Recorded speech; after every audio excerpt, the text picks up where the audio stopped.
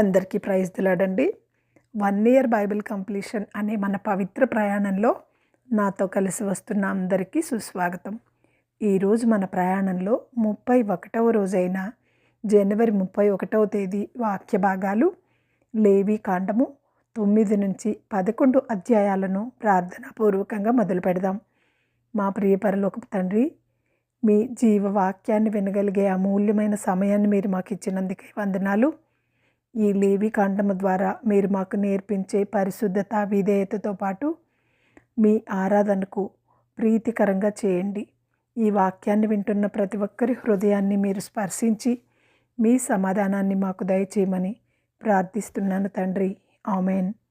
ఈ వాక్య భాగాలు మీ హృదయాన్ని నిజంగా స్పర్శించినట్లయితే కమెంట్ బాక్స్లో ఆమెను చెప్పడం మర్చిపోకండి.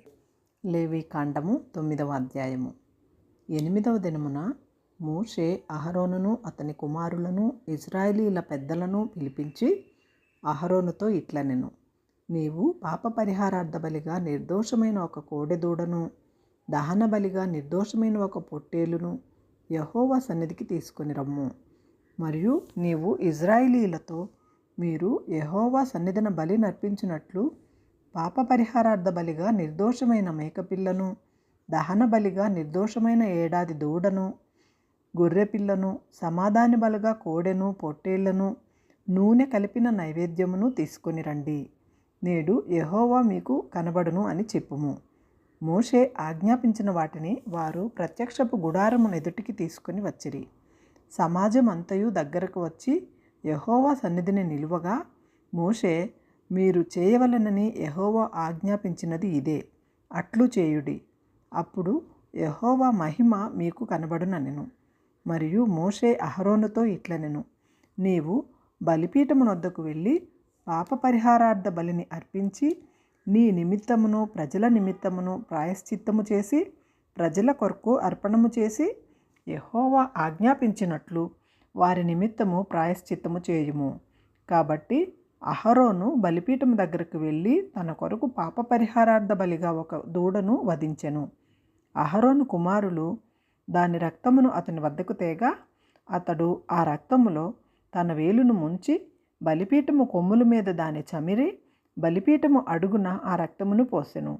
దాని కొవ్వును, మూత్ర గ్రంథులను కాలేజము మీద వపను బలిపీఠము మీద దహించెను.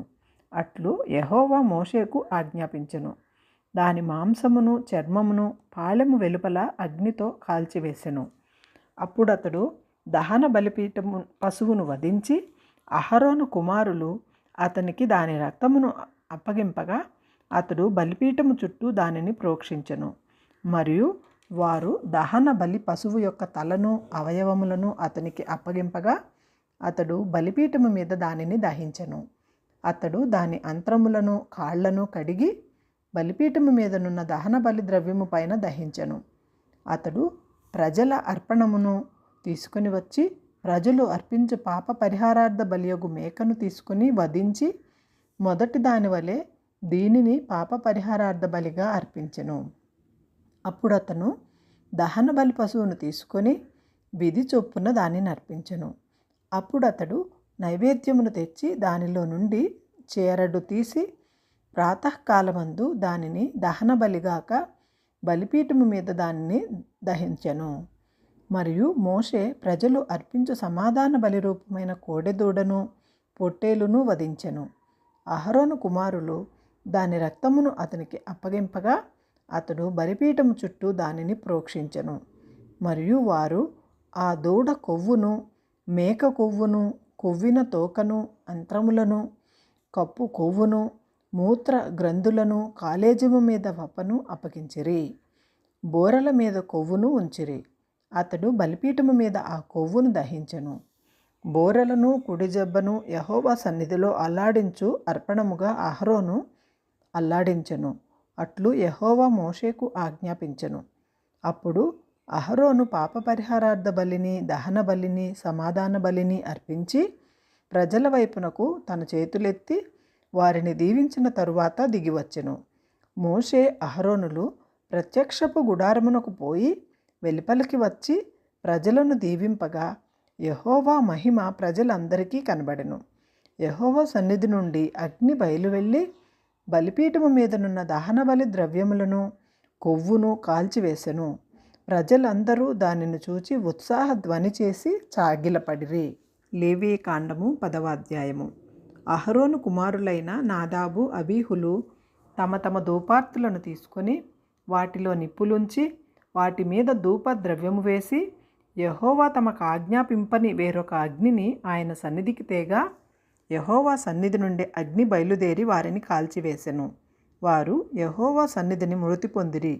అప్పుడు మోషే అహరోనుతో ఇట్లనెను, ఇది యెహోవా చెప్పిన మాట. నా యొద్ద నుండి వారి యందు నన్ను నేను పరిశుద్ధపరచుకొందును, ప్రజలందరి ఎదుట నన్ను మహిమపరచుకొందును. అహరోను మౌనముగా నుండగా మోషే అహరోను పినతండ్రి అయిన ఉజ్జీయేలు కుమారులైన మీషాయేలును ఎల్సాఫానును పిలిపించి, మీరు సమీపించి పరిశుద్ధ స్థలము నెదుట నుండి పాళెము వెలుపలికి మీ సహోదరుల శవములను మోసుకొని పోవుడని వారితో చెప్పగా, మోషే చెప్పినట్లు వారు సమీపించి చొక్కాయిలను తీయకయే పాళెము వెలుపలికి వారిని మోసుకొని పోయిరి. అప్పుడు మోషే అహరోనును అతని కుమారులైన ఏలియాజరు ఈతామారు వారితోనూ, మీరు చావకుండునట్లు యెహోవా ఈ సర్వ సమాజము మీద ఆగ్రహపడకుండునట్లు మీరు తల విరియబోసుకొనకూడదు, బట్టలను చింపుకొనకూడదు.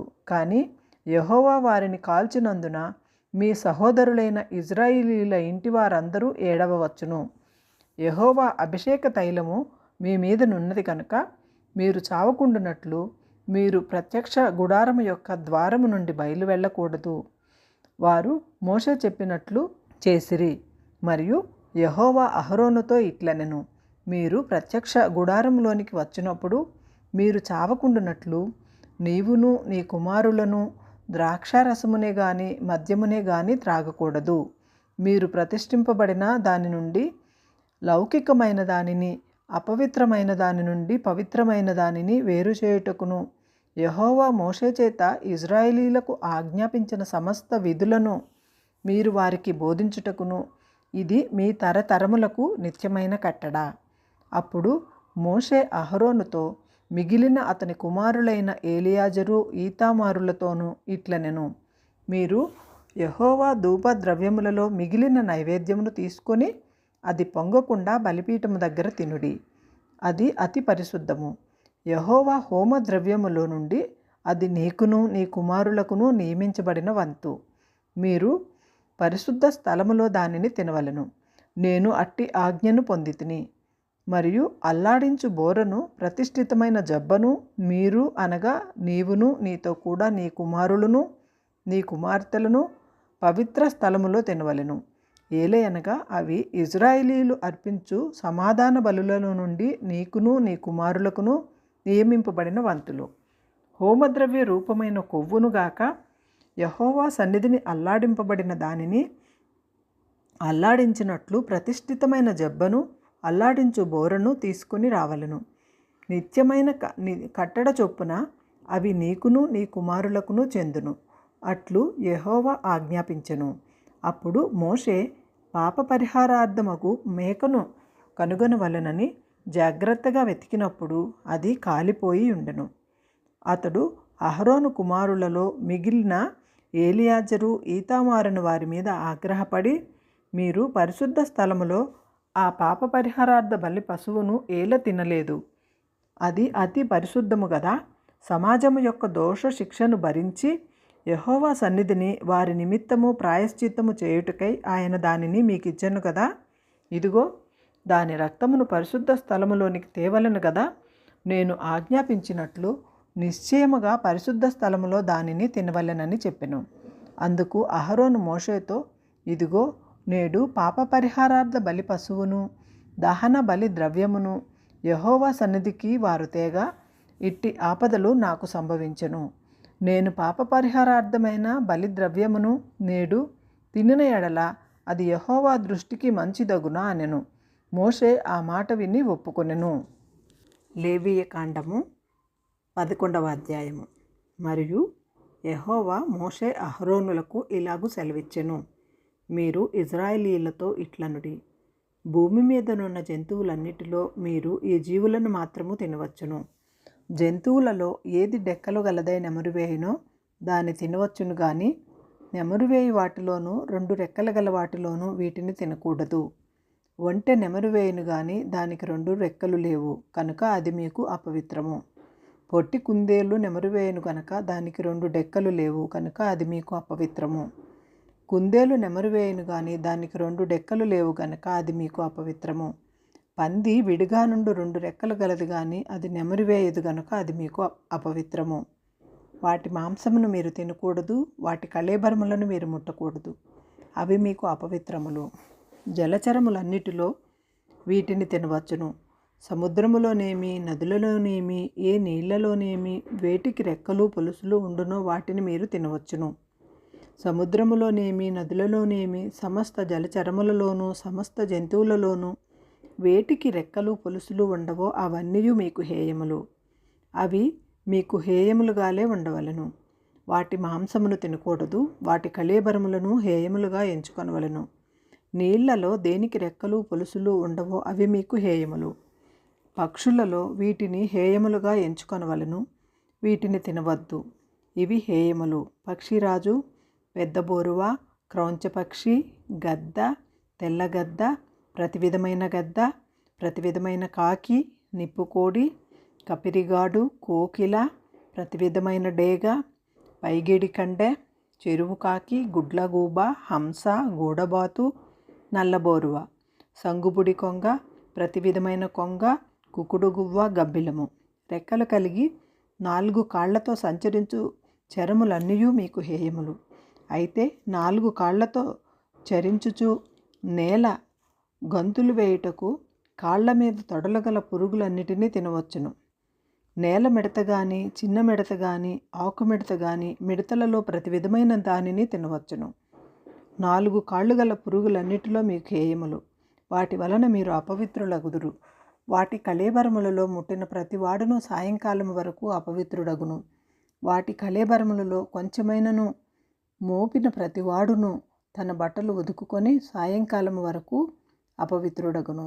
2 డెక్కలు గల జంతువులన్నిటిలో విడిగా చీలిన డెక్కలు లేకయు నెమరు వేయకయు నుండినవి మీకు అపవిత్రములు.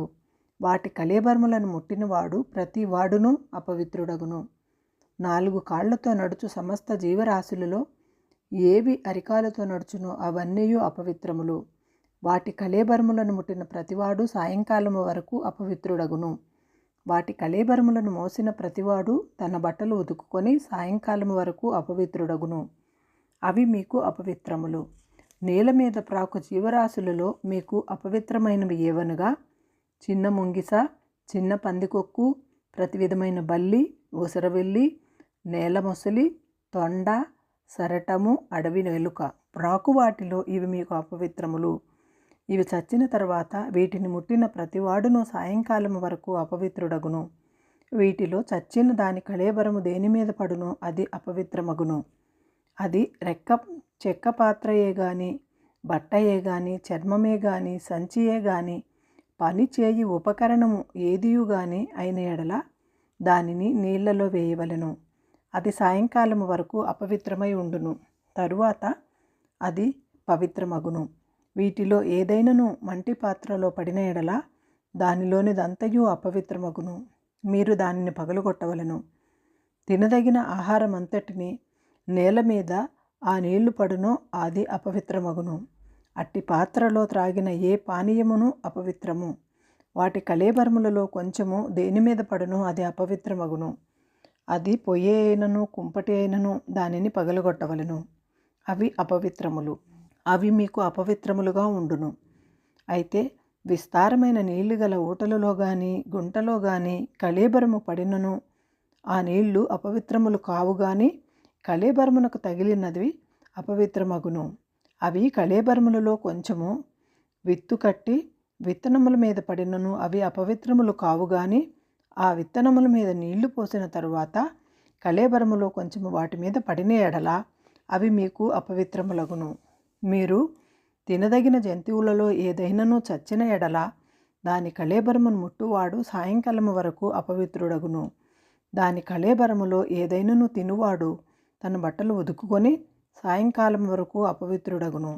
దాని కళేబరమును మోయివాడు తన బట్టలు ఉతుకుకొని సాయంకాలం వరకు అపవిత్రుడగును. నేల మీద ప్రాకు జీవరాశులన్నీ హేయములు, వాటిని తినకూడదు. నేల మీద ప్రాకు జీవరాశులన్నిటిలో కడుపుతో చరించును దానినైనను, 4 కాళ్లతో చరించును దానినైనను, చాలా కాలుగల దానినైనను మీరు తినకూడదు.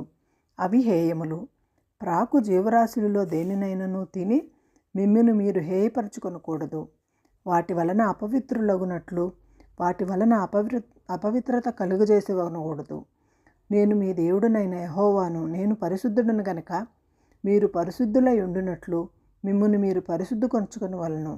నేల మీద ప్రాకు జీవరాశులన్నిటిలోనూ దేని వలన మీరు అపవిత్రపరుచుకొనకూడదు. నేను మీకు దేవుడనై ఉండుటకు ఐగుప్తు దేశంలో నుండి మిమ్ము రప్పించిన యెహోవాను. నేను పరిశుద్ధుడును గనుక మీరును పరిశుద్ధులు కావలెను. అపవిత్రమైన దానికి పవిత్రమైన దానికిని, తినదగిన జంతువులకును తినదగని జంతువులకును భేదము చేయునట్లు జంతువులను గూర్చియు పక్షులను గూర్చియు జలచరములైన సమస్త జీవరాశులను గూర్చియు నేల మీద ప్రాకు సమస్త జీవులను గూర్చియు చేసిన విధి ఇదే అని చెప్పమనెను.